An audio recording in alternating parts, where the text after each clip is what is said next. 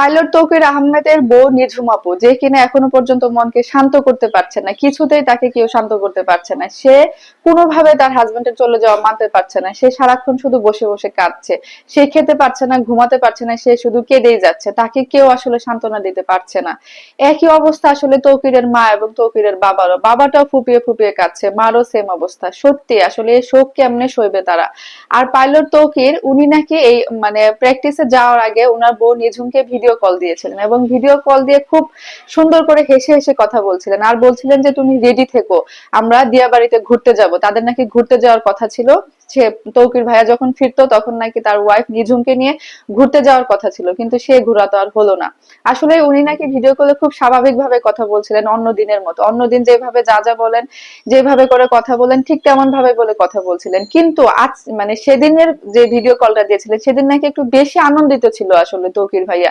আনন্দিত ছিল কেন, আজকে তার নাকি সোলো অপারেশন নাকি ছিল, সেজন্য হচ্ছে যে উনি খুব বেশি খুশি ছিল। আসলে উনি তো আর জানতেন না যে উনি দুনিয়া থেকে চলে যাবেন। আসলে এটা তো আসলে মানে বুঝতে পারে না মানুষ যে আমি একটু পরে নাই হয়ে যাবে, এরকমটা তো আসলে কেউ বুঝতে পারে না।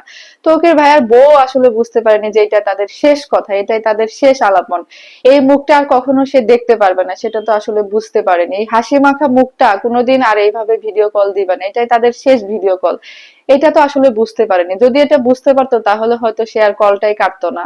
কি হৃদয় বিদারক সত্যি।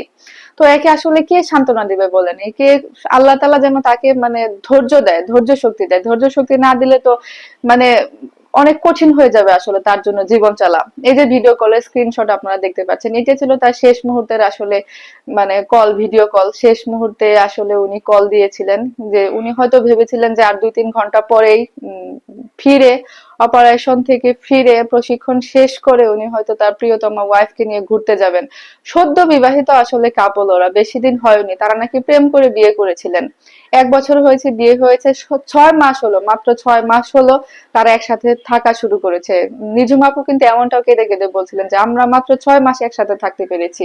এই 6 মাসে সে আমাকে ছেড়ে দূরে চলে গেল। সে কোথায় গেল, সে তাকে আমি কোথায় গেলে পাবো, এভাবে কিন্তু আসলে সে পাগল হয়ে যে চিৎকার করে করে কাঁদছে। একটু পর পর নাকি সে ফুপিয়ে ফুপিয়ে কাঁদছে। সে আসলে কোনোভাবে আসলে তাকে শান্ত করা যাচ্ছে না। স্বাভাবিক, দেখুন আসলে যার যায়, যার হারায়, সে আসলে বুঝতে পারে যে কি হারিয়েছে যাবে। আর এই যে ওনার বাবা, ওনার মা, ওনারা কেউ তো তাকে ভুলতে পারছেন না। তৌকির ভাই নাকি খুবই মেধাবী ছাত্র ছিল, এবং তার জীবনকালে সে নাকি কারোর সাথে কখনো কোনো ধরনের খারাপ আচরণ, দুর্ব্যবহার কিচ্ছু করে নাই। খুবই ভালো একটা মানুষ ছিল।